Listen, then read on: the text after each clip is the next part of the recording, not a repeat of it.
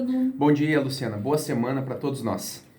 Obrigada. Então vamos lá, Bruno. Vamos falar então um pouco sobre a diversidade e inclusão dentro das empresas. Eu trouxe esse assunto para início do ano, Luciana, porque é um assunto de fundamental importância dentro das empresas, o quesito da inclusão. Nós temos muitos fóruns que falam desse assunto, muita legislação que preconiza a inclusão dentro das empresas, mas pouco se pratica. Nós ainda não temos observado um cenário onde as empresas efetivamente trabalham programas de inclusão. Quando nós falamos de inclusão, nós falamos de etnia, gênero e por aí vai. Então, é um assunto que eu gostaria de tratar para que os nossos ouvintes se conscientizem da aplicação prática desse cenário dentro das empresas. Bruno, e qual que é o papel dos profissionais de RH neste processo?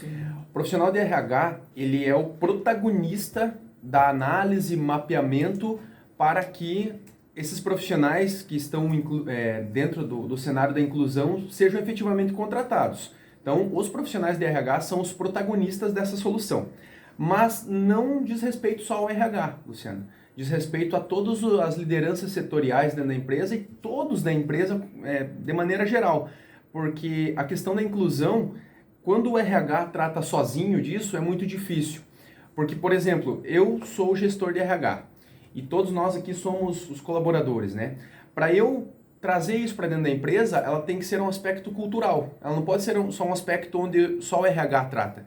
Precisa ser disseminada a informação dentro da empresa e tratar isso como uma transformação cultural. Ou seja, hoje eu tenho uma cultura onde não tenho inclusão, né? Não tenho a questão da diversidade, e eu preciso transformar isso como mentalidade.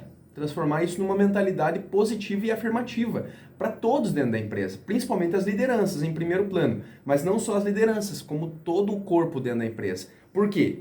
O RH trabalha a questão da diversidade, né? Ok, então eu contrato uma pessoa estrangeira, eu contrato uma mulher para uma vaga que predominantemente era só de homem dentro daquela cultura. E ok, eu contratei o gestor de RH, mas como que eu dissemino essa informação para que todos na empresa consigam ter uma mentalidade de inclusão dentro desse funcionário dentro da empresa? Então são essas as temáticas. Então o RH como protagonista de mapeamento e contratação e como protagonista também da transformação cultural dentro da organização. Bruno, e tem alguma preparação? A empresa ela prepara porque deve ser muito difícil assim você receber pessoas, né? Você incluir as pessoas e no ambiente de trabalho a gente tem muitos trabalhadores, tem muitos colaboradores. Então esses colaboradores eles são preparados através de algum curso, algum programa para receber esses que estão sendo incluídos? Luciana, não basta só um treinamento para isso, não basta palestras. Existe um processo necessário que é a mudança cultural.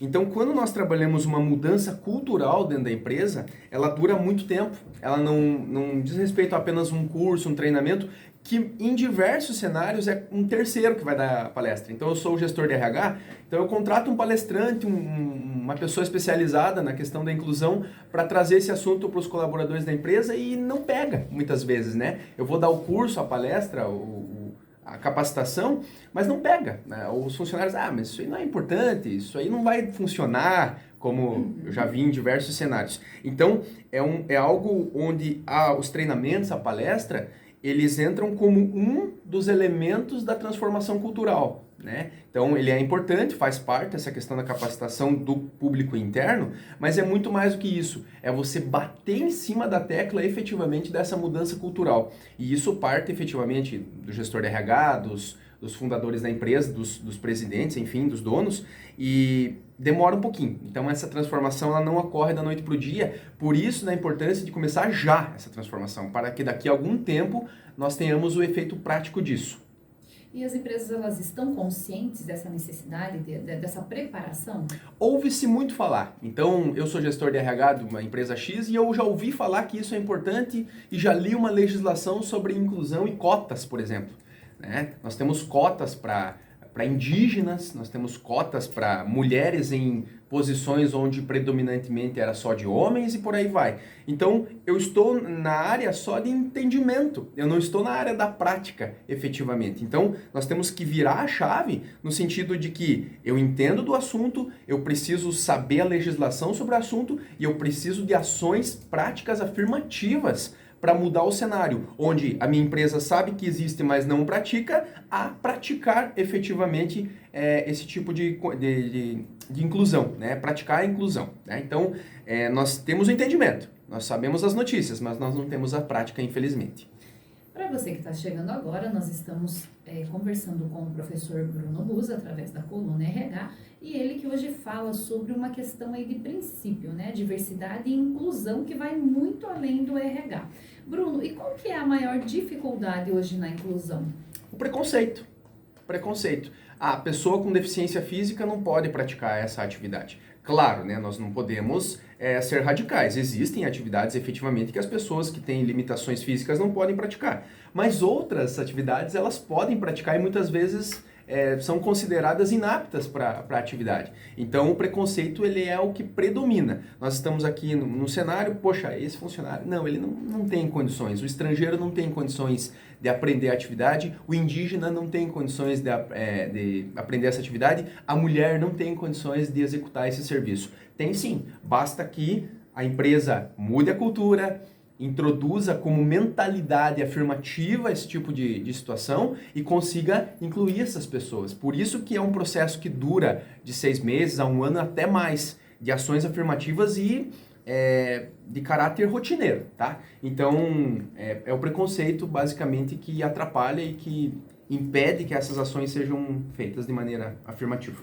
Bruno, e você acha que a maioria das empresas já mudou essa cultura, já está mais atenta ou ainda é a minoria que mudou essa cultura? Por incrível que pareça, Luciana, no setor público, por exemplo, concurso público, nós já temos cotas para isso. Claro que o concurso público, a administração pública, ela age sobre o princípio da impessoalidade. Então, existe a cota, ele é um número que está no edital e eu não considero a pessoa dessa cota, né? Eu não considero, muitas vezes, o que essa pessoa já sabe e o que ela vai aprender. Não, ela está lá como cotas. Mas já é um avanço. Já é um avanço no sentido de que antigamente nós não tínhamos cotas para indígenas, para pessoas com deficiência, elas entravam na vala comum, né? E hoje nós temos as cotas, então é um avanço. Existem melhorias a serem feitas, aprimoramentos, mas já é um avanço. Nas empresas que deveria estar mais avançada a pauta, porque nós trabalhamos mais treinamentos, nós temos mais informação em caráter pessoal, ainda nós estamos atrasados. Tem empresas que têm o cenário já da inclusão, tem empresas que têm, multinacionais principalmente, trabalham ainda timidamente nesse cenário, mas empresas de médio porte, muito difícil você encontrar o cenário de inclusão. Bruno, e para finalizarmos aí a sua conclusão sobre tudo isso? Mudança cultural, né? Como a gente já falou, se você estudar a cultura empresarial, Luciano, você vai observar que é um processo demorado de acontecer. Então, quando eu vou mudar de um cenário onde eu não tenho inclusão de pessoas, entre aspas, diferentes, e eu passo a incluir essas pessoas na empresa, eu vou mexer com todo o know-how de rotina. Então, eu tenho uma rotina, então eu vou colocar uma pessoa estrangeira para trabalhar. Poxa, já vai mudar a rotina, eu preciso ensinar essa pessoa a cultura empresarial, o cliente local. Existe uma série de situações que eu tenho que ensinar o meu cliente estrangeiro que eu não preciso ensinar o funcionário estrangeiro que eu não preciso ensinar o funcionário local. Então, existe essa barreira ainda, mas uma mudança cultural, uma mudança de mentalidade. É a mesma coisa, Luciana, por exemplo, quando os brasileiros vão trabalhar nos Estados Unidos em busca de uma vida melhor.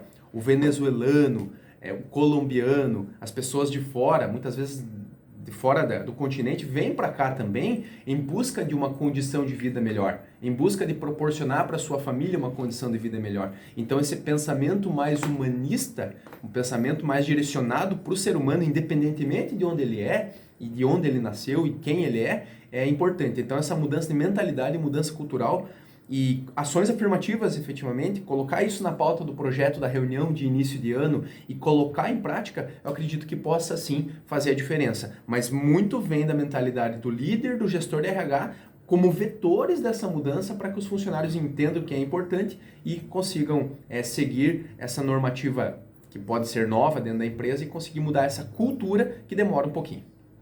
Bruno, obrigada pela sua participação aqui na CBN e até a próxima segunda-feira. Se Deus quiser, até a próxima segunda. Boa semana a todos. Obrigada. Essa coluna estará disponível logo mais no site da CBN Ponta Grossa. Vamos para